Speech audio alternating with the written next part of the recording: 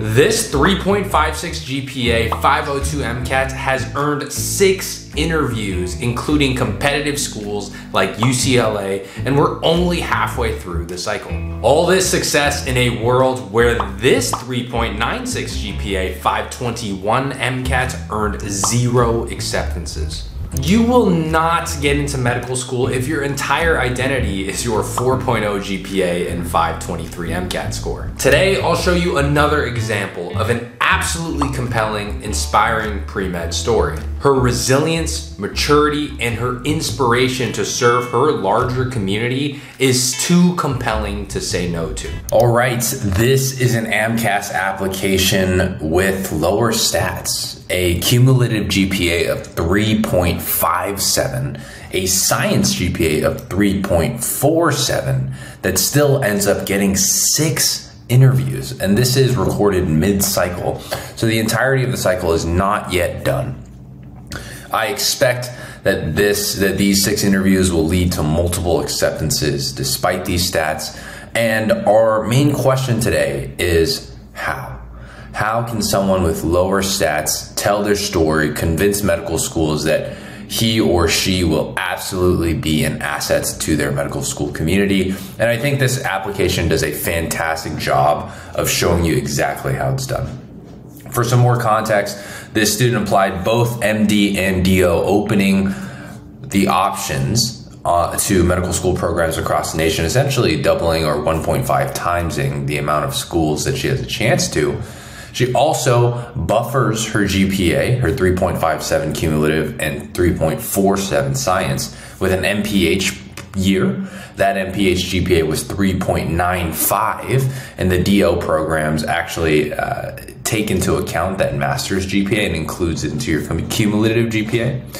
Her MCAT score was not 528. In fact, it was 502 with a 125, 126, 124, 127 spread.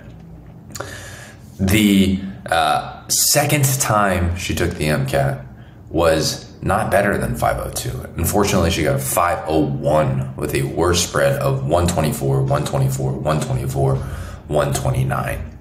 So stats wise, we're really ending up with a 3.57 GPA, 502 MCAT with a 3.47 science GPA and a 3.95 MPH. So contextually, you can get a sense that there is a little bit of an uphill climb here. And I love that this student does a great job identifying the kind of uphill battle and recognizing that and being okay and honestly even proud to apply to MD and DO programs and not letting her ego get in the way, because her end goal is to become a fantastic physician, and this gives her the opportunity to share her story to medical schools across the nation in spite of her statistics. We can go all the way to the bottom. There are 15 fantastic activities and a series of personal statements and secondaries that we can go over today. But there's really only one conclusion that I want everyone to take away from this breakdown. Number one, and the only one, is that genuine never loses. Authenticity, being genuine on paper, the number one way to earn an acceptance in spite of your GPA, right? 3.57, 502 is what most pre-meds would find to be red flag, danger alert, don't even apply kind of territory. But she's able to tell her story, and you'll see quotes here that will ring true to you, that will stay with you even after you finish this video. Things like, "I'll cure you when you're old," when she's talking to her father in Spanish, or the sight of her mother vomiting blood in the ICU with medical bills to pay over years and years and years. Falleció, or he passed in Spanish while landscaping, and you'll hear the pain and the emotions that she goes through when she cannot grieve and she has to sit there, grow in her maturity, literally second by second, translate for her mother who doesn't speak English so that they can process the workers' compensation and the funeral arrangements, right? There's a lot of pain in these bits and pieces of writing, and I think it really demonstrates the type of person she is And I think we'll all agree that this is exactly the type of person we want supporting our own family members, the level of maturity, the level of resilience, the level of community pride, are all things that I hope you take away from this application breakdown. She ends up taking 3 jobs to support her family: babysitting, tutoring, working at the computer lab. She ends up having many, many different avenues to try and process everything that's happening in her life, from a therapist to a psychiatrist to a grief counselor, to help bridge her through all these tragic things. Now, I'm grateful to have had the opportunity to review and read this pre-med's journey, and her life context and her life stories help me understand why school may have not been her very first priority, or at least that to understand that she was contending with more than just school, right? I'm also grateful that I've been in the position where I don't have to contend with all these different priorities, things tugging at me at home, at work, at school, with my parents, with my family. There's always smaller things relatively, but certainly nothing on this scale. And you may feel the same way, that you don't have a life story that is that has some of these extremely tragic, life-changing events. And you may take away from this that this application breakdown, therefore, is not applicable to you because you don't have a similar life story. And I don't want that to be the conclusion. I want you to see how she's able to share her authenticity, to appreciate some of the strategies she uses to demonstrate her emotions, the pain that she's going through, the things that she's reflecting on, and use those same strategies or that same overall mentality or mindset to say that, like, hey, I now have permission to share my own story, or I am not afraid to lean into what makes me me, just as she does and does a great example of. And more importantly than I think anything, and this is her goal as well, and I promised her that if we were to review her application, I would stress this again and again and again. But I think she serves as a very inspiring person and application to demonstrate that even if you do not have the perfect stats, so long as you want to be a doctor, you've been working hard for the last 4, 5, 6 years, you are willing and able to share your story and share the context as to what makes you you, you can be a doctor. You can get into medical school even if you don't have a 4.0 GPA, 528 MCAT. You can earn 6 interviews in 4 months of the application cycle, even if you have a 3.47 science GPA, a 502 MCAT that was retaken with a lower score, a 501. I want all of you low stats pre-med applicants to recognize that there is an opportunity to get into medical school in spite of your low stats, but I want to make sure that we recognize how she does it and see the things that she does extremely well, because I think we can all agree having lower stats will lower our chances. It doesn't make it impossible, but we certainly do want to appreciate what she does that raises her chances in spite of those stats. So we'll start with the personal statement. This is probably one of the most touching pieces I've read, just because you can vicariously feel the pain that she's going through, and you can almost see her grow from paragraph to paragraph to paragraph, to the point where at the end of the piece, at least I was certainly rooting for her. I was hoping that things continue to go well. And at the end of the piece, you'll see that things do not go well. They never end well. And this is the reality of her life. But perhaps the things that do end up well are what she gets out of it. The strength that she builds because of how difficult the events are. So let's just start from the top. This is a quote from her father. Me vas a curar cuando sea viejo. I apologize if I butchered that. But yes, Dad, I'll cure you when you're old. This is a complete pattern interrupt to start, right? We have a Spanish starting line and then an English secondary line as an AdCom sitting in your office with your Dunkin' Donuts or Starbucks. It's completely out of left field, right? First of all, you're reading a personal statement, the first sentence is in Spanish. And you're like, whoa, okay. So now you're a little bit more focused. You recognize that you need to be a little bit more locked in to get the most out of this statement. And we continue on. These heartfelt words, spoken by my father countless times, have resonated with me throughout my journey in medicine, reminding me of my upbringing as a first-generation American with indigenous parents from rural Mexico.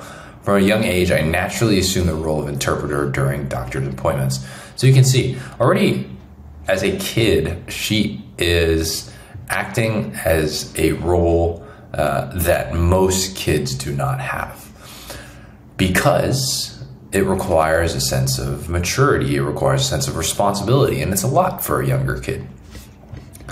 My first memorable experience with the U.S. medical system came when I was 13 years old. My mother came home from work and began vomiting blood and collapsed in the bathroom, right? So we've just barely started this personal statement, and already we're just thrust into this very dramatic scene here, right? I called my older sisters for help, and we quickly made our way to the hospital, where she was rushed through the ER and taken to the ICU. My siblings and I visit her every day after school. Remember, this is a 13-year-old, right? This is someone in middle school or 9th grade or something like this. In middle school, I went to class. I had basketball practice at 2 o'clock, and then I went to the school's after-school program to do my homework. This person finished general chemistry at 1 o'clock, went to orchestra at 2 o'clock, and then traveled to the emergency room and the ICU, where she was frightened at seeing her so weak and helpless and hooked up to medications and machines. I just want you to picture that contrast, right? Remember what you were doing at 12 or 13, running around the playground, doing your algebra, pre-algebra problems, learning how to move X to the other side. And she is seeing her mother vomit on the floor, resting on in an ICU bed, right? Despite being barely a teen, I helped to translate for the physicians as they gave their daily updates. And not only is she's not a passive observer, she's listening to 30, 40, 50, 60-year-old veterans or physicians in tall white coats taking this very seriously say things like intubation, medication, she's on very strong medications, she has a serious infection. And again, this is a 13-year-old. At this time, I was trying to figure out how to change the denominator on a fraction. It felt as though my mother's outcome was dependent on my ability to communicate medical information. So you can see how quickly she grows up, right? Not only does she have this role as a translator, and you can have this role as kind of like an objective translator, where all I do is I take whatever you say and then I communicate it with my family. I just translate it word for word. But she recognizes the responsibility and feels this level of stress very early on in her life, where she's come to the reflection that if I do not translate this perfectly, or if I do not do a good job translating this, my mother will not do well. It felt as though my mother's outcome was dependent on my ability to communicate medical information. That is just frightening for a 13-year-old, and that shouldn't be their responsibility. Luckily, my mother gradually made a full recovery and returned home. But unfortunately, my family did not have insurance, and we were left paying off medical bills for the next few years, right? So even after the storm has resolved, the calm after the storm comes in, this event stays with them for years. Every single month, a bill that comes reminds them and of the time that their mother was hooked up to medication and machines, and they're grateful that their mother has come home, but also burdened with this financial responsibility that is a ton of responsibility, right? And again, she's 13. I don't know if she's working a job at this time. She's certainly in school, but you can see how these events affect young children. They remember the burden financially, even if they're not paying the bill. They remember what it feels like for mom and dad to say, we can't afford that right now. We have to pay for these hospital bills. Or, I would love to get you that toy for Christmas, but we're going to have to wait for a couple of months. Things like this. Or, if we don't need it, we shouldn't buy it. And these things sit and live and exist in these children for years to come. So in this paragraph already, you can see that she's showing maturity, but she's never actually said the word mature. She's taking on this extensive responsibility, almost feeling like she is responsible for her mother's life, and she's doing it in a way that demonstrates in her writing that these lessons and these scars have stayed with her for a very, very long time. This experience ignited my desire to become a physician. The next year I enrolled in a STEM magnet program at my local high school. I delved into science and research and received encouragement from my teachers. At the age of 18, I was the first one in my family to go to college, determined to continue on the path to medical school, right? So I wrote here a couple comments. Naturally, I compare their after-school experience with my own, which we've talked about. She shares why she wants to become a doctor, and it was because of this experience with her mother. Again, we don't all have this. It's not oftentimes that we don't want to become a doctor, something tragic happens, and then we suddenly want to become a doctor.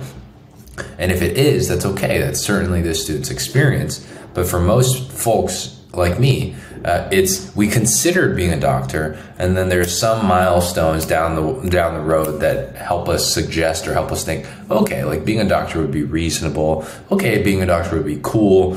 Okay, I think I could see myself being a doctor, and then like I want to be a doctor. And so don't worry if you don't have this snap life-changing event. And I wouldn't encourage you to write about this snap life-changing event if it never really happened.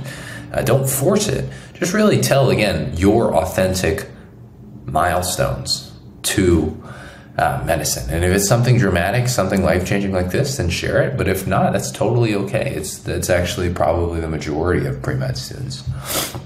I wrote here, well, you're starting to understand her perspective over medicine, health, and the gravity of responsibility.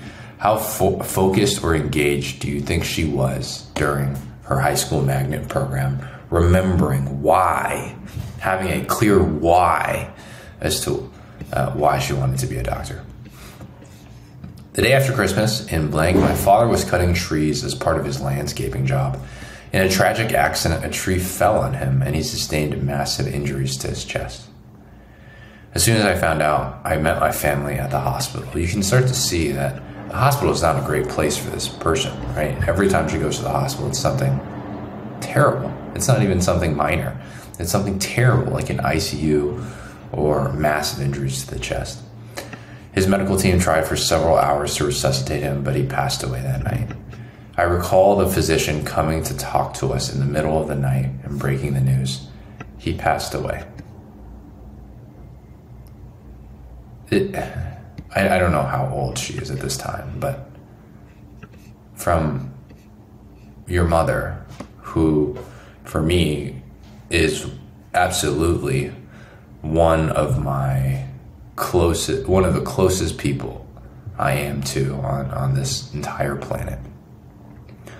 To be hooked up to an ICU, too weak to talk, extremely sick, hooked up to extremely powerful medication just to keep him alive. To the other side of the coin, my father, my absolute role model, not responsive, hours and hours of you waiting in the waiting room hoping that he wakes up, and then getting this news. As a teenager, as a young adult, my stepmother turned to me and asked what he had said. She's in a position where she is the bridge, and she's continuing to receive the burden of bearing bad news and translating bad news every single time. So much so that she associates herself with being like related to her mother's outcome, or hoping that like, or maybe she's starting to identify with wow, like I am, every time that I translate for these medical folks, I am the person saying the worst things. Once again, I had to be the interpreter. Falleció, or he passed away. Imagine being the stepmother who doesn't understand this doctor, who looks very official, speaking in just the language she has no chance of understanding, and getting hit with one word. This is the only word that she does not want to hear. He passed. We were all heartbroken. Many tears were shed that night. I felt like my world had been torn apart and needed time to grieve, but I numbed my feelings out of necessity, right? The weight that she has to survive through and bear and work through is unbelievable.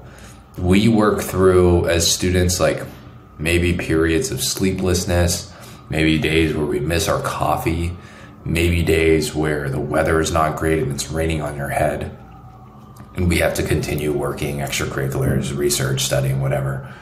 She has to do the exact same thing after telling her stepmother that her father has passed, and translating for her entire family to share the news about the tragic things that happened to her father at work. That is the burden that she carries in her backpack when she's in class with the rest of us. I had to accompany my grieving stepmother to translate and work out all of the logistics of his burial and workers' compensation case. Again, she doesn't even have time to tend to herself. She has to translate for her stepmother, who cannot navigate burial, workers' comp because of the language barrier. I began working up to 3 jobs at a time: babysitting, tutoring Spanish, assisting at a computer lab, and whatever else I could get my hands on to help support my family. I felt overwhelmed and my grades temporarily took a dive, but I remained committed to my pre-med path, right? That's it. That's all she needed to say. She was overwhelmed. The grief was unbearable. Waking up every day probably was a nightmare for her. She hoped that maybe every single day that it wasn't so, and this was a nightmare, and it wasn't true. But it was true, and every day it continued to be true, and she still had to go to school. She still had to take an OChem quiz. She still had to do kinematics worksheets in her physics class. But she remained committed. She needed support, so I reached out to my school's psychological services, where I found a therapist, a psychiatrist, and a grief counseling group that helped me process my father's death and understand my grief. You can start to see a sense of like resourcefulness in her, where she recognizes she needs help, and not only does she kind of meet the help halfway, she goes full to support herself all the way through. Not only gets a therapist, but also gets a psychiatrist, also gets a grief counseling group. She is making sure that there's redundancy in the system, so she's supported 1, 2, 3 ways, right? Because she knows she's committed to this pre-med path. She's committed to surviving this. She's committed to thriving through all of this. And if it requires 3 levels of support, then so be it. She's going to get 3 levels of support. While I would never wish this experience on anyone, this loss and the support I received helped me develop a deeper understanding of the work I wanted to do someday, right? You can start to see the level of maturity that she is reflecting on. She has gone through multiple life-changing events. I have not lost a parent, but there will be a day where I lose a parent and then both of my parents. And I do not understand how badly this hurts. But from being in the hospital, seeing people lose their parents in the hospital, I have a sense of just the amount of pain someone will go through acutely and then over time. I just respect that after processing all this, with all the help that she's gotten with her therapist, psychiatrist, and grief counseling, she just writes one sentence that says, "I don't wish this on anyone, but what I can take away from this is that this is still what I want to do. I want to be a doctor. I want to be this person helping people on the other side." I felt the lasting impact that a caring healthcare provider can have, and I became more passionate about addressing the psychological needs of my future patients. And you're starting to see psychological needs for her make a ton of sense, right? She's a person who found a therapist, a psychiatrist, and a grief counselor. She's a person who's gone through a ton of grief and is able to thrive through it, where most people would be overwhelmed, break completely, and not bounce back. So you're starting to understand where she's coming from. A couple of comments I wrote here. How heavy is the weight on a young adult to be the one breaking the bad news? As if she's the doctor who has to tell her stepmother that her partner has passed away. She never gets a second to breathe or grieve on her own. She has to go straight to burial, straight to workers' comp cases. And her story adds context to her GPA. Grades are not black and white. A 3.57 is not a 3.57 for everyone. There's 3.57 for her in the context of her mom being in the ICU and her dad passing away. And then there's a 3.57 for other folks who have all the resources in the world and decided that they would not invest as much time learning the material as other folks, and did that intentionally to use that time elsewhere, right? Context matters. And I appreciate the story that she shares here to add a little bit more of a complete picture to her grades. And then I wrote here, she demonstrates an ability to find resources. So it's that resourcefulness. Next, 2 other experiences later helped me understand the challenges people face in accessing medical care they need. My volunteer work as a COVID screener, and my brother's battle with alcoholism. When the COVID pandemic began, the policy at the center was to turn away walk-ins and instruct patients to schedule appointments online. One day, a homeless woman arrived and stated in a nervous, hushed voice that she was experiencing feminine issues and requested to see a doctor.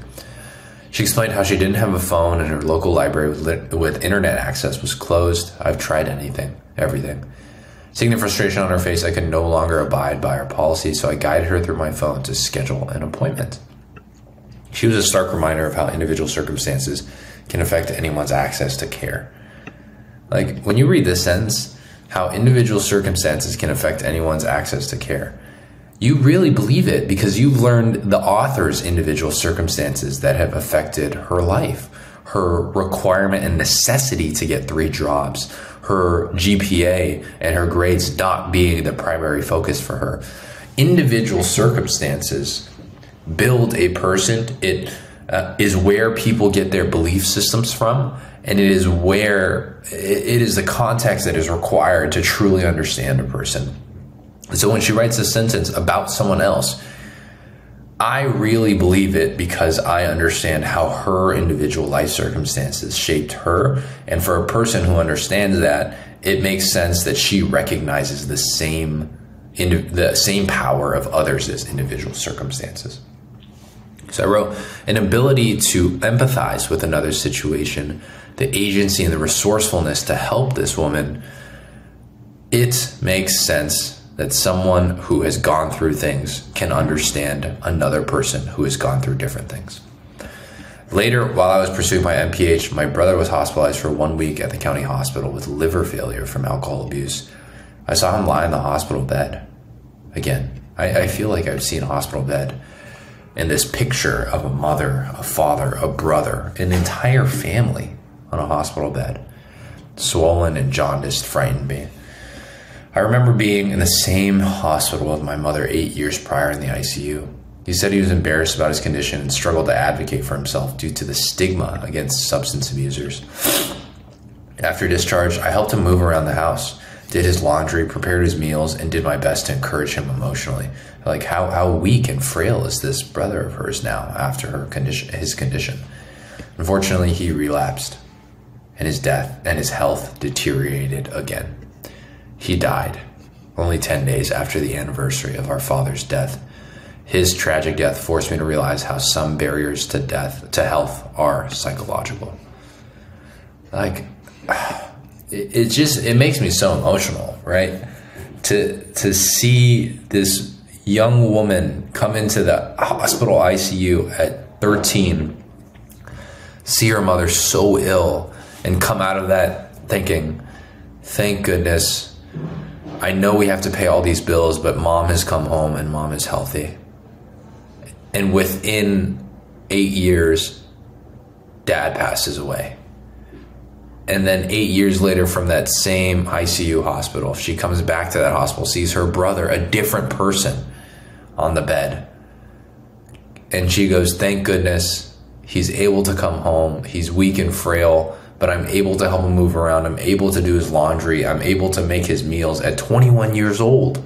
I'm able to talk him into trying to quit and trying to get on a liver transplant list and get to his next stage of his life. But psychologically, he's not there. He relapses and he dies. 10 days after my father, the anniversary of my father's death, right? And her takeaway is not grief.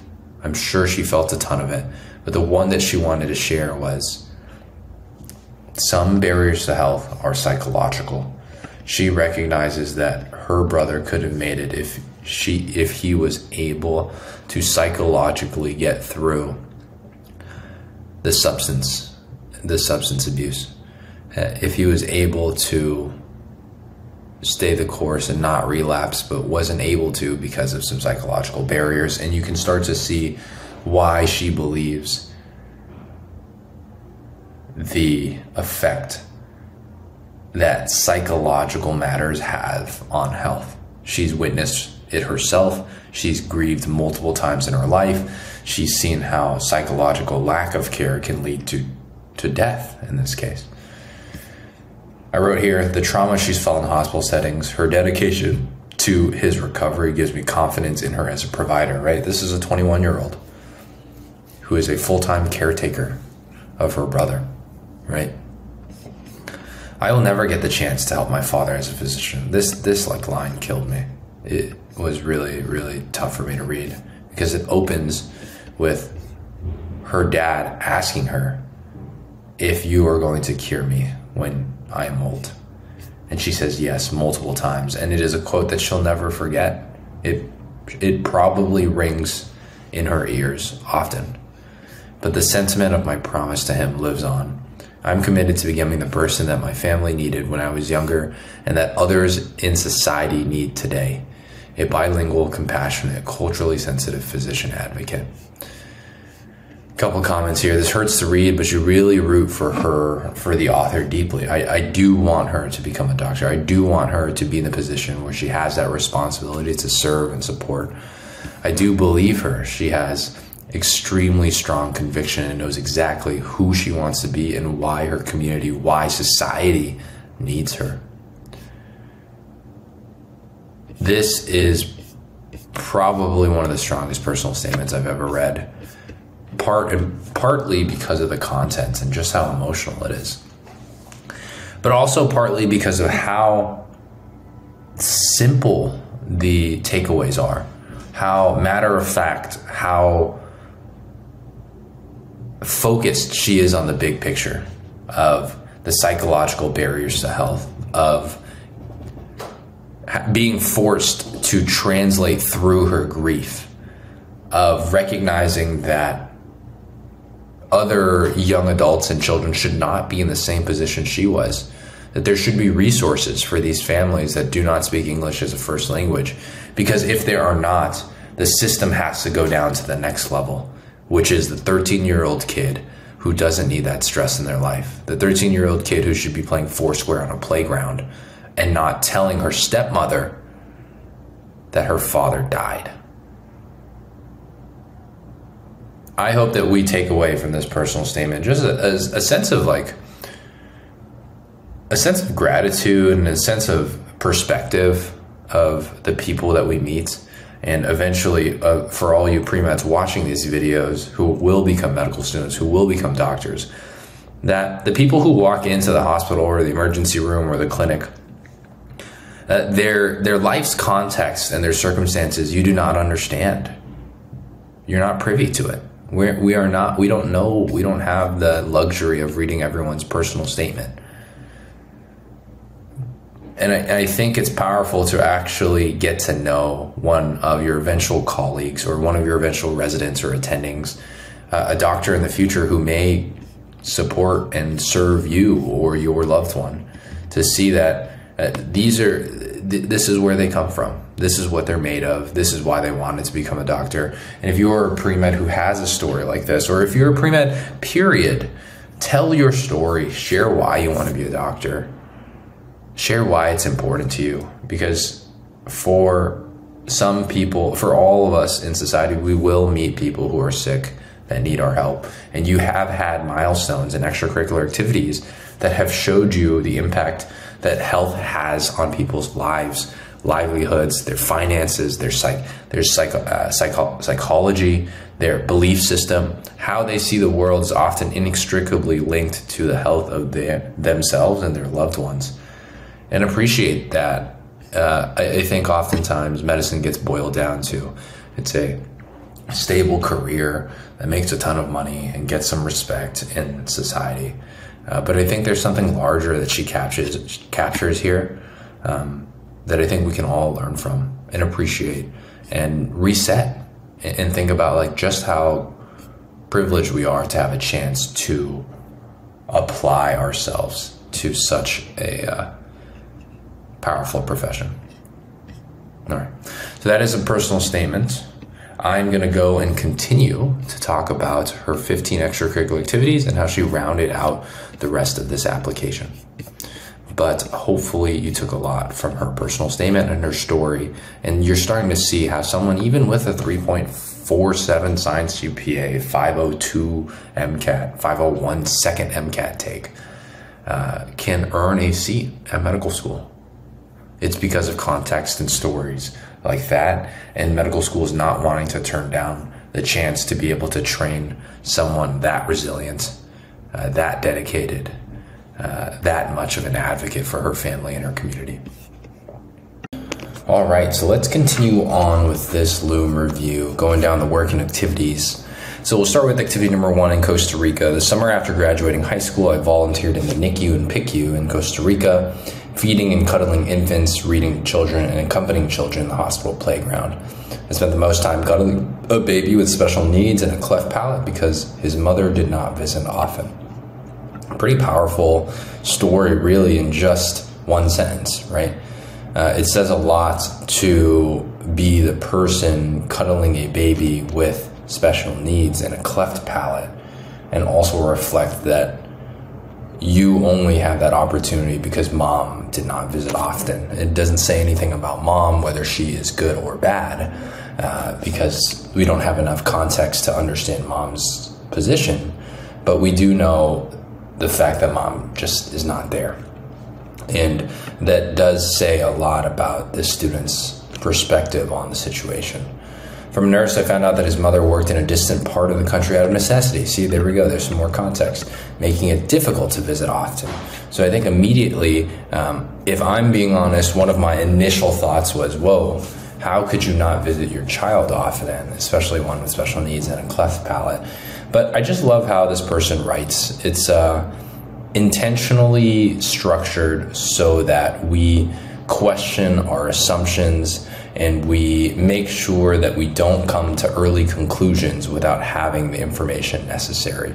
And I appreciate that about this writer and this student, because her life story is all about that. It's about recognizing that people's GPAs and their MCAT scores don't tell the whole picture, that seeing patients come from different contexts and walks of life, it's important to take that into consideration. And she does it again here. It was sad to see the drastic sacrifices that people around the world have to make in order to afford basic health care for their loved ones. So a short, impactful story that highlights the healthcare difficulties that many experience. You start to see this person as empathetic. You start to see them as understanding, as appreciative of the world around them.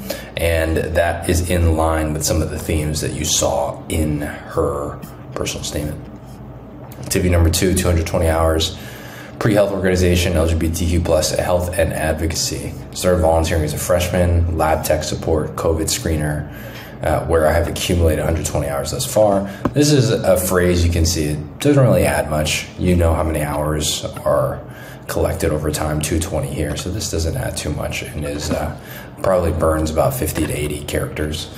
As mentorship coordinator, I paired underclass mentees with upperclass mentors based on career goals and personal interests. As a first alumni coordinator, I created a LinkedIn group and sent newsletters to alumni to continue these relationships and connect with guest speakers and mentors. Learning the intersectionality of LGBT plus and STEM gave me a new appreciation for the history of activism. So there's a lot of kind of broad statements, right? The history of activism, the intersectionality of LGBTQ plus and STEM. I wrote here that I just would love to know a little bit more. So let's see if she expands on this here. And then there's some evidence of an understanding of the role of longitudinal mentorship, right? Creating this program so that younger mentees can interact with older mentors. At the onset of COVID, I had a cloudy walk from the train station to the center and don my PPE while receiving the latest screening updates. Resources were stretched thin, new pamphlets to read in between screening patients for COVID symptoms. I learned that I was tasked with providing patients with information about resources such as food banks, free testing, homeless shelters, and clinical services. Later that day, a man walked in looking frustrated. Without a second thought, I said, "Dígame," or "Tell me." He had gone to another clinic requesting a free COVID test and was directed to blank testing centers, which were initially drive up rather than walk up. I related to his frustration because I had the same issue in getting testing. We don't have cars. Wow. We could not simply walk up to get COVID tests. Unfortunately, the center did not conduct COVID testing, but I provided him with free public transit directions to walk-up sites that I had been to. Muchísimas gracias, muchacha. Providing information to Spanish-speaking patients during the pandemic was one of my most rewarding experiences, as I witnessed the relief on their faces when someone spoke their language. So not too much of an expansion of the intersection between LGBTQ plus and STEM, but again, she is really nailing down this theme that she understands people from different walks of life. I think that there's something very pure, straightforward, and powerful about this example where you have a person who wants to get a COVID test and it's a literal drive-through window at a CVS or at a fast food type restaurant that is being used or doubled as a COVID testing site. And because you are on your 2 feet as opposed to in a vehicle, they will not give you a testing set. And that level of frustration, I think, is something we can all resonate with because we remember getting tested. We remember seeing people walking or on their bike and being turned away. I myself was turned away when I just walked from my home and they said, "You can't walk through, this is a drive-through," and I had to come back in my car. And some people who don't have cars, as she is mentioning here, just never got care. And it's not as dramatic as her personal statement, but it is equally as powerful, right? There's a power of perception that she shows. There's kind of like a level of presence and reflection that she consistently demonstrates. And you're seeing that between personal statements and activities. And this theme that she is someone who is empathetic, reflective, notices these things, it keeps coming back and back and back and back and back. I just love how there's no overextension on the author's part. She's straightforward and tells it how it is. There's absolutely a beauty and power and simplicity. It feels grounded, relatable, and connected, right? Simple, beautiful, straightforward. No need to overextend. It's about a guy who wanted to get a COVID testing swab but couldn't because he didn't have a car and it was a drive-through instead of a walk-up. All right, next. Activity number 3, band and game music. I taught myself the clarinet, trumpet, saxophone, and keyboard. It's awesome. With borrowed instruments starting at 10. As a freshman, I joined this band and music club to continue teaching myself the clarinet and trumpet. Man, what happened to the saxophone and the keyboard? I observed the discipline my music teachers and fellow musicians had in practicing, which inspired me to become a better performer, come out of my comfort zone. I made a virtual concert video in which I had a solo. Awesome. I learned to be more confident in music, public performance, and speaking, and the importance of collaboration to achieve a goal.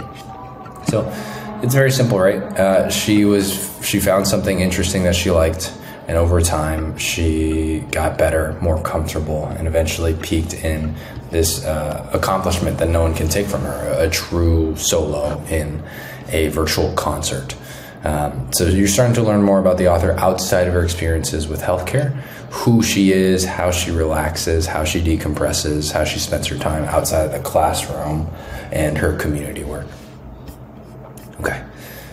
Number 4 is Latin film minor due to my interest in writing short form screenplays and photography in the filmmaking process. I photograph and make videos to reveal people's emotions. I then joined the film club so that I could work with artists from different perspectives.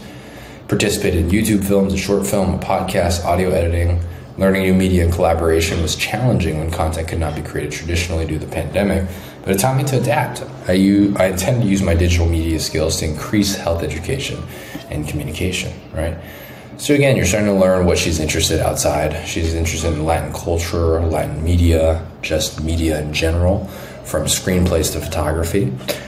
She has a portfolio of work that she's completed thus far: YouTube videos, short film, podcasts. And if you know anything about creating content, it's beginning to end. It's full stack. There's a lot of things to be aware of, from the mood to the lighting to the audio. And so you're starting to see when she says this sentence at the end, I intend to use my digital media skills to increase health education communication. You can see how that makes sense, right? Someone who can create a podcast about Latin culture can create a podcast about diabetes management. Someone who can create a short film about immigration from Mexico or from Latin culture or countries to America can create a short film talking about how to access healthcare as someone without insurance, right? You can connect and leverage your skills in the future for many endeavors. I always encourage students to build horizontal skills. Things like public speaking, writing, leading teams, media. They're horizontal because they span multiple disciplines, right? If you know how to public speak, or if you know how to write, especially, writing can be used in every discipline in the world, from engineering to medicine to teaching to the arts, as they're applicable amongst many different domains. All right. Number 5, science mentor. Mentor to underprivileged 8th graders, help plan science lessons and science experiments for a camp. When I prepared lessons for all of spring, nothing could prepare me for standing in front of a classroom full of students in June. On the first day, my heart was racing, but I had to give a lesson and quickly forgot my fear of public speaking in order to explain complex scientific concepts in simpler terms. Most of the students went on to attend my former STEM high school, so it was validating to foster a budding interest in science for these students, as well as offer advice on high school courses. The author demonstrates a recurring motif of rising to the occasion, right? The mother who was sick in the ICU, she needed to translate. Her father, who unfortunately passed away, and now she has to translate for her stepmom with the workers' compensation and the funeral arrangements. Her brother, who she was helping clothe, bathe, feed, exercise before he also passed away and relapsed. Advocacy for the homeless, with the homeless woman with the vaginal pain earlier on in one of the activities. You're starting to see, again, she is nailing this motif and this theme again and again and again, to be someone who rises to the occasion to support vulnerable populations, rises to the occasion when the going gets tough. It is just like a very clear stamp of perseverance and determination that you're starting to just see repeat over and over and over again until that becomes your very clear takeaway of her. All right, next we have a research assistant. As a psychology research assistant in the lab, I transcribe interviews with students, parents, and school admins on the psych referral process within schools. This was used by graduate students and fellow research assistants to identify recurring themes and suggest alternative referral practices. So this is kind of a complicated sentence, right? Identify recurring themes, maybe themes of like why students were asking for further support, and suggest alternative referral practices. Not really sure what that one means. I recall listening to adolescents who were suicidal and feeling empathy for them and their frustration. I mean, just to go back to this, if you have something that is like very clear to you, but maybe other folks outside of your industry, like specifically psychiatric referrals, would not know, then it would be helpful to just simplify it or make it a little bit more straightforward, a little bit more accessible, because I actually don't know what an alternative referral practice is. I don't know what the traditional referral practice is. I don't know what the problem is with it. So this is an example where I feel like I can't relate. I recall listening to adolescents who are feeling suicidal and feeling empathy for them and their frustration. They describe stories of being handcuffed and transported in police cars to hospitals in front of their peers. Again, just how I find it very stark that many pre-med students have to take 4, 5, 6 sentences to paint a picture. But she's doing it with just really one or two key details, right? Stories of being handcuffed and transported in police cars, right? If you were able to remember these salient details, just those 1, 2, 3, 4, 5, 6, 7, 8, 9 words are able to paint such a visceral image in your mind that she doesn't need more than this one sentence. To hospitals in front of their peers. Imagine being a teen who is hanging out on a playground for 3 adults, men and women police officers, to ask you to put your hands behind your back as you're putting your head against the handball wall as they take you away in front of all your friends, all your high school crushes, your hall monitors and the playground people and your teachers, and step into a police car to the hospital in front of their peers. Words like mad and humiliated were used often. Again, I just love how she remembers the words. She remembers their struggles. She remembers exactly how they described it.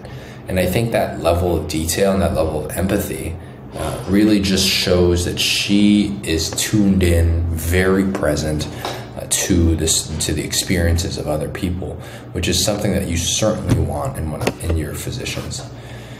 Learn the value of listening to patients in order to change the standard of treatment. So always look to these examples to see how powerful real quotes and real details are. Starting to piece together with her intentional story, especially given her story with her brother and benefit with therapy. So you can see she's starting to involve herself with more psychiatric fields. You can imagine how personal these feel for her, right? Imagine having a brother who has suffered with alcohol for the entirety of his life and gets so sick that he passes away. Seeing adolescents struggle and possibly turn to drugs and alcohol as coping mechanisms must be very personal for her. Such a salient detail to be familiar with, and the power of language and word choice, it really sits with you. Like this word humiliated, that one I can really feel like deep in my bones as someone who was a teen once upon a time, and I can't imagine having that experience. Humiliated is probably the closest feeling to it, but I just cannot imagine the level of like just shame that would be associated with it.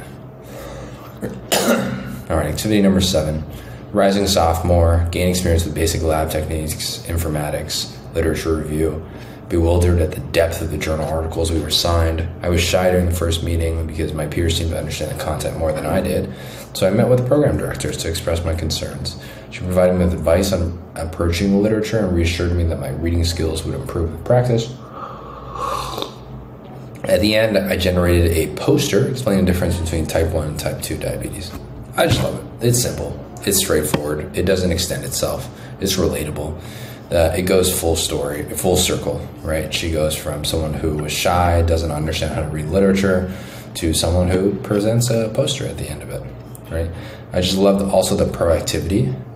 It's a clear example that she's mature enough to recognize her weaknesses and let her ego get out of the way so she can get help from her program director. And once she does get help from her program director, you can see that she takes it all the way, and she uses that advice. And there is nothing more than having a student or a mentee be someone who listens to what you say and just takes it into action and applies what you share with them. There's nothing more satisfying or fulfilling to a mentor.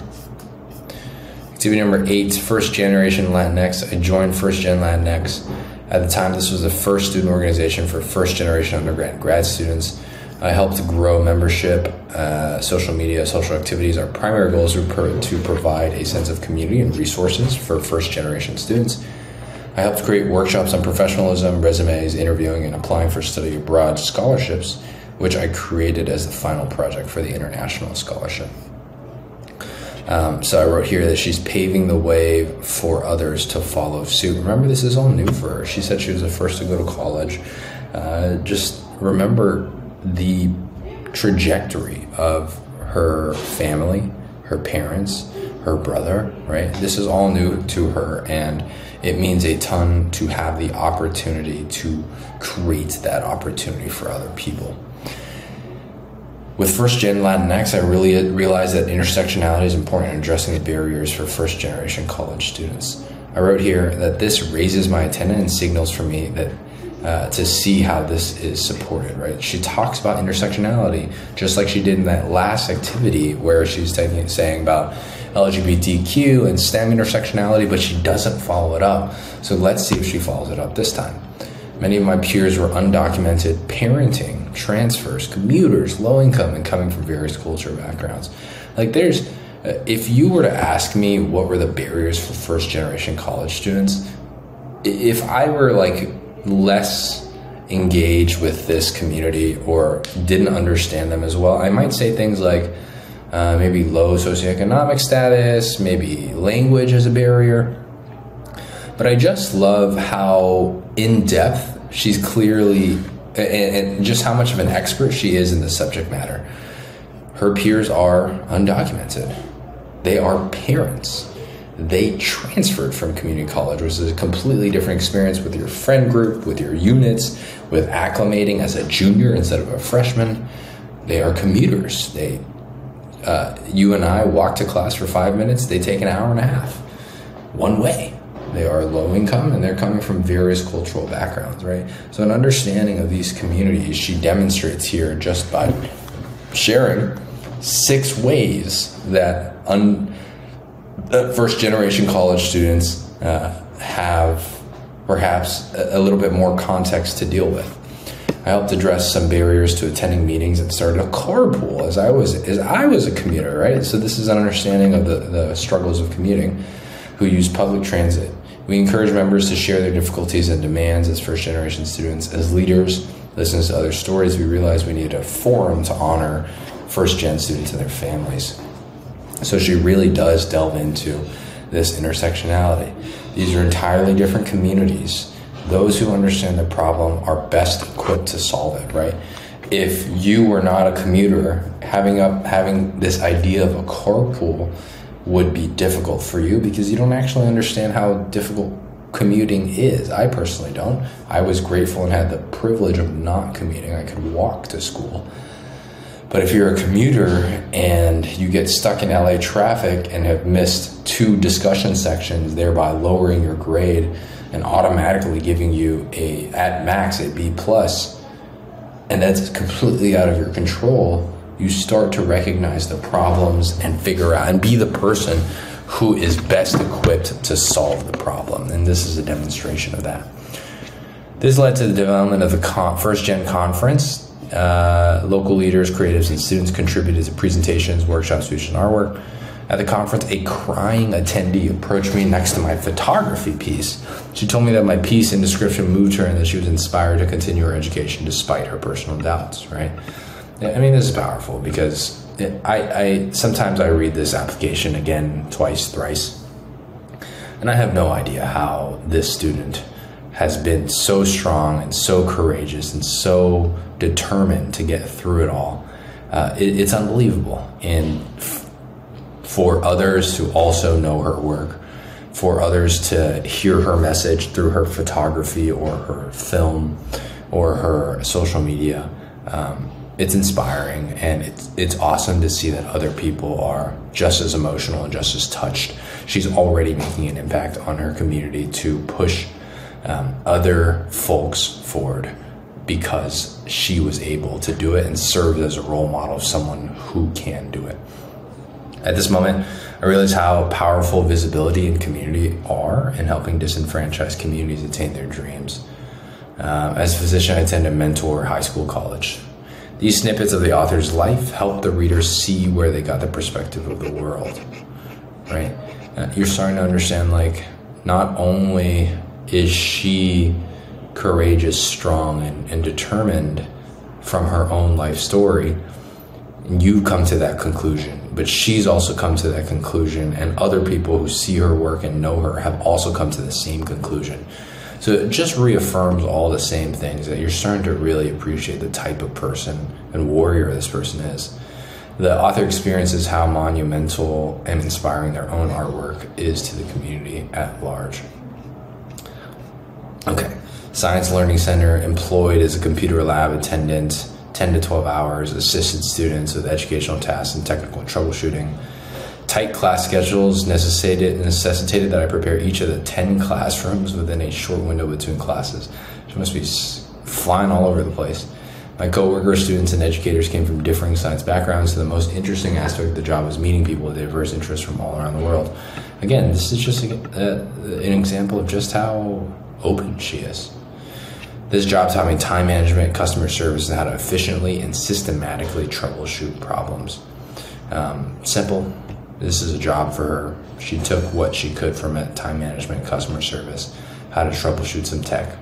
And remember, this is one of the 3 jobs that she had to support her family when her mother got sick and they had a ton of medical bills. All right, my 2 brothers and a close friend have struggled with alcohol addiction. So when the opportunity to study addiction science arose, I went for it. Under the close mentorship of Dr. Blank, I received intensive education, research training in substance use disorders. I generated a poster on the co-use of alcohol and marijuana, presented at a conference. I shared the information I learned with my family and friends with the hope of offering gentle encouragement to seek treatment, right? So using her actual research in her own life. I was relieved when my family finally agreed to go to rehab and made some positive strides in their journey. Her activities all make sense, right? When you learn her overall story with her family and their illnesses, it just makes sense that she is undertaking and spending time, investing the time and her energy into these types of activities. I wrote that it's natural, meaningful level of curiosity. It just makes sense. You start to understand her, where she's coming from. And I think that's a powerful thing for a reader to experience, the experience of understanding another person.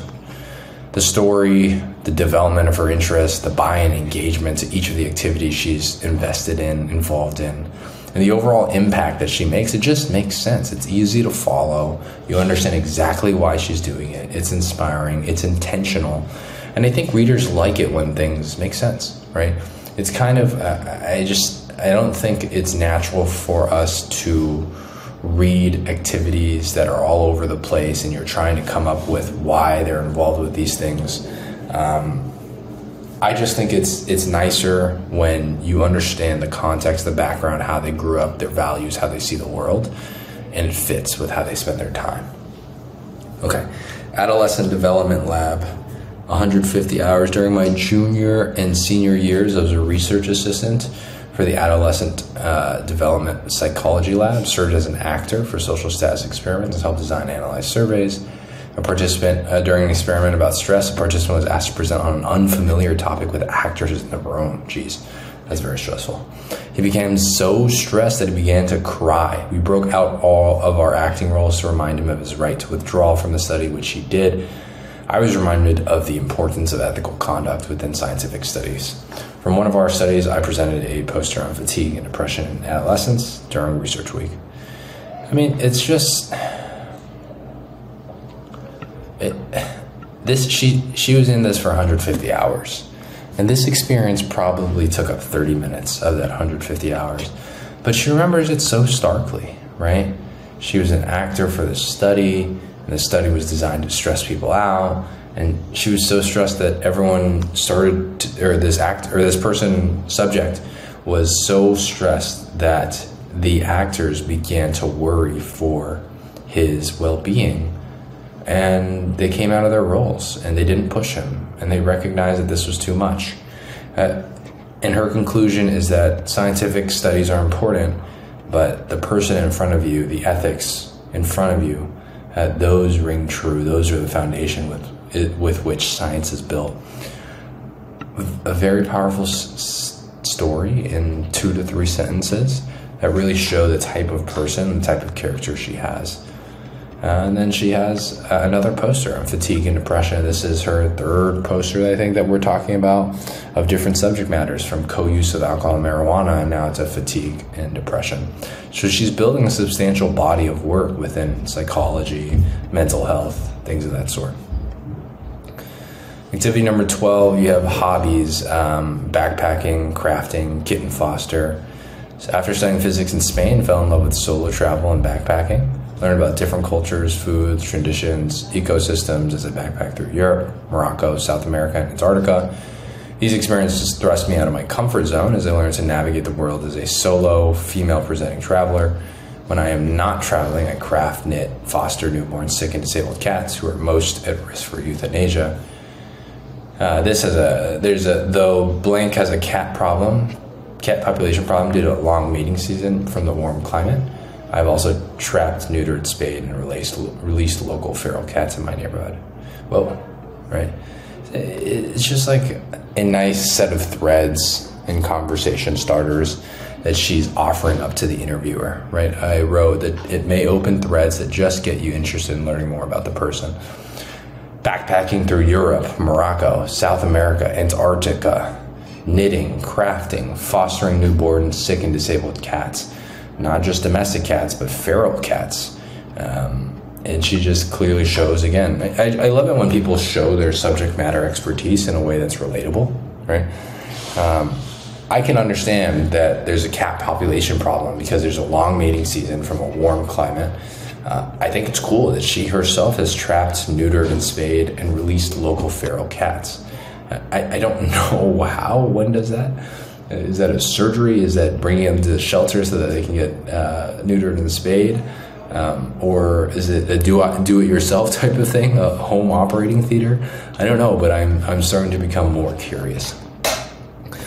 Insider language, like neutered and spayed, female presenting, things like this, euthanasia, are words that just demonstrate knowledge, mastery, comfort, familiarity with a certain space or subject matter, right? If we use basketball as an example, you might say things like flare screens or trailers or back cuts or Iverson cuts and Spain pick and rolls. It's language like this that show the reader, okay, like you've spent a lot of time in this space, you're very comfortable in this space, you know about it. Number 13, medical scribe in urgent and primary care in health center, 400 hours. In addition to my medical scribe duties, I was sometimes tasked to screen patients for COVID. During a morning shift, a man ran to me and said, I think my aunt is coding. I wrote here, I love how raw this situation is. I find myself caught nervous and unknowing in an emergency. Since this facility was for urgent and primary care, I was unsure of what to do during emergency situations, right? Again, she's demonstrating her knowledge and expertise. Urgent and primary care is different from emergent. Urgent is probably should be seen within a day or a couple days. Emergent is like, let's see them now. I ran to the office to call a nurse and physician, asked an office assistant to call 911. Again, you're starting to see just like how mature and how well she handles these situations. I personally, if I were in this situation, I would flip out, right? I took the woman's information from her nephew as they pulled the limp woman out and performed chest compressions until EMS arrived. It's terrible. Again, I don't know how young she is in this situation, but I think it's far too young for anyone, even medical students, to see people have their chest pounded on until an ambulance arrives. I've really only seen that a ton more in my years, my first year of residency, and it's never a fun sight. Here, I learned how important it is to work quickly as a team to provide patient care. Okay. Again, she's exposed to just these variety of situations that are very jarring. She's able to process them mentally and physically and spiritually. Number 14, online physician shadowing. I've virtually shadowed many specialties, including family, breast, palliative, pain management, and more. During live Zoom sessions, I ask questions about the rewarding natures and common conditions encountered for each specialty. There's a little bit of curiosity here. I learned about common and chronic diseases like diabetes, hypertension, as well as less common conditions and alternative treatments. Gave me insights to the training process and lifestyles of many specialties. I plan to shadow physicians and more. Okay. And then 15, Housing Corporation Health and Policy Fellowship. I was accepted into the Health and Policy Fellowship for graduate students during the second year of my MPH. My interest in the effects of the built environment on health led me to be matched with Blank Housing Corp. which provides permanent affordable housing and community services to uplift the surrounding areas they serve. Okay, that was interesting. So this is a fellowship, second year of her MPH, and she's doing some work with that knowledge. Through surveys I created, we found that people prioritize food or housing in lieu of healthcare when finances are tight. So helping people be financially well is a step towards having healthy communities. This makes a ton of sense, right? I just appreciate just how simple, straightforward, and clear she is. If people prioritize food and housing when finances are tight, and the first thing that goes is healthcare, if they are financially well, they will reopen healthcare, right? And so helping with finances is actually the bottleneck to getting them back to healthcare. I assisted in wellness workshops where we required a grant to target financial health in low-income residents. Again, she has a intimate understanding of the people and its communities. This survey just shows just how well she can summarize their thoughts and their approach. I applied for this fellowship because my goal was to learn how community engagement can positively affect health.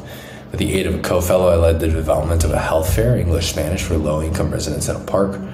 I logged on to my first online meeting with the community organization 20 minutes early because I was nervous about pitching the idea to them. Thankfully, the organization agreed to table at the health fair. I just love, again, it's just so relatable. How many times have you been really nervous about pitching an idea that you felt was your own and you knew could be turned down? That energy, that excitement, that nervousness, that anxiety, the butterflies in your stomach, it's something that we can all relate to, and I appreciate that she shares that. I eventually gained confidence in my networking and organizational skills, but was still nervous about the turnout.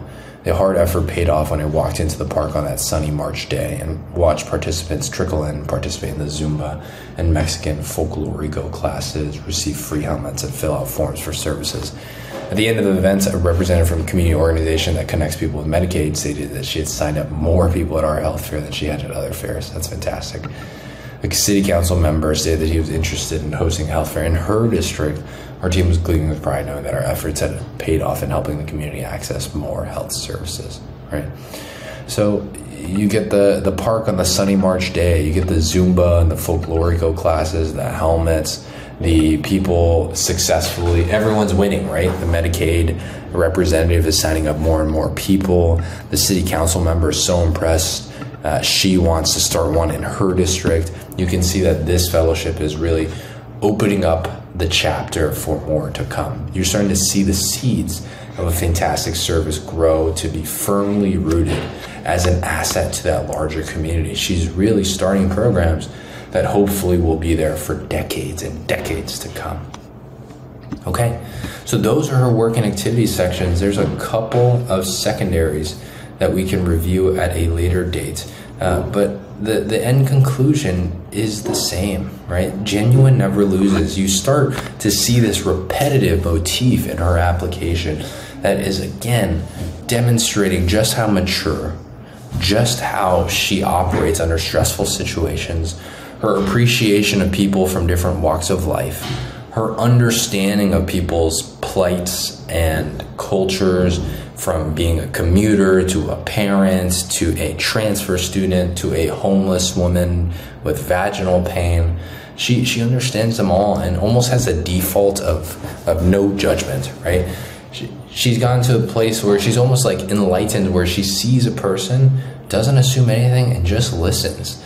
And you can appreciate that in how she's writing and how she tells other people's story with respect and diligence and gratitude. And I think it all makes sense in the context of her story and her life and what she's gone through and how she's had to process all the things that she's gone through to be alive, beating and working and surviving and thriving here today.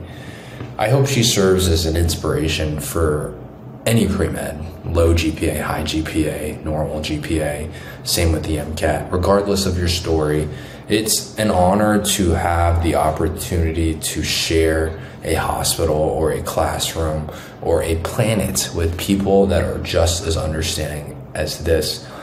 And if you feel like this resonates with you and you would like to get closer to this and you feel like she is a role model, like I feel like she is a role model, then I want you to understand that getting closer to that is the same thing as getting closer to medical school, getting closer to becoming a doctor. People want these values and beliefs and character traits in their physicians.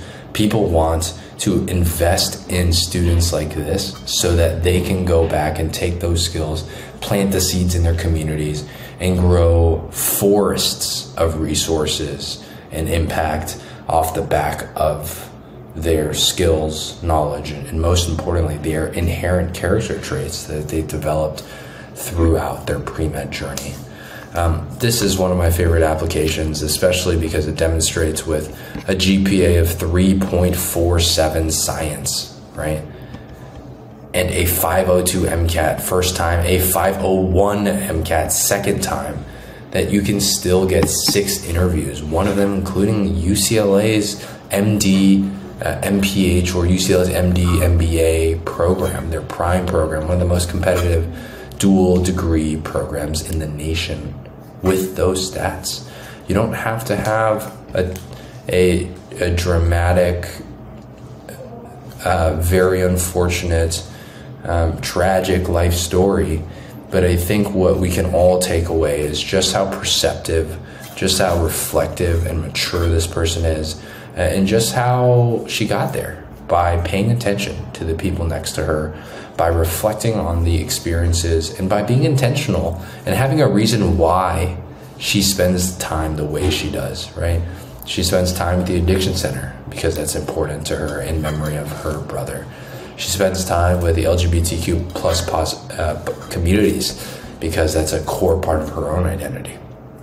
She spends a ton of time with the Latinx communities in the arts and in the healthcare sphere because for her, family is everything. She spends a ton of time helping first-generation students because she herself is one and wants to support the commuters, the parents, the low-income, the students of various underserved populations. So whatever your story is, whatever your bend is, whatever your interest is, be genuine to it, be authentic to it, and that never loses. No matter your GPA, no matter your MCAT, it's the #1 way to earn acceptances to medical school is when you can authentically share your story. And if you enjoyed that application breakdown, you will love this one here, where we break down a 3.53 GPA, 515 MCAT, who gets into multiple top 5 medical schools. That also features an unbelievably strong personal statement, equally, if not, I'm going to say equally strong, because these are 2 of my most favorite personal statements I have ever read. And that is the reason, again, that her GPA, that some may see as low or a red flag, and some may advise to never apply, that becomes irrelevant in the light of just how authentic and genuine her story is told. Please see that application dissection, especially if you are students with a lower GPA and would like to still be competitive for some of the most competitive schools in the nation. Thank you again for your time. I appreciate it, and hopefully this was helpful for you to see. I will see you in the next one. Goodbye.